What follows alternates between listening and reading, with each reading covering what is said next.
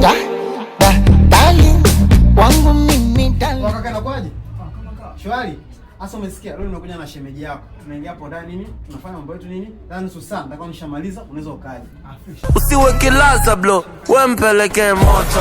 Peleka moto. A few moments later. Wakaka bado tu. Kwa mwanangu bado.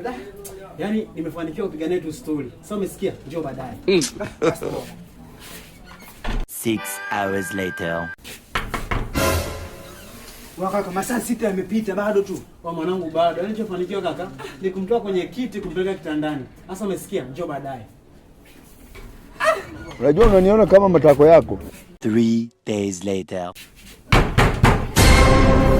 Wakaka, siku ya 3 leo bado tu.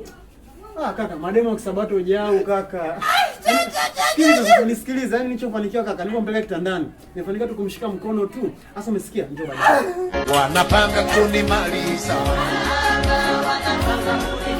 75 years later.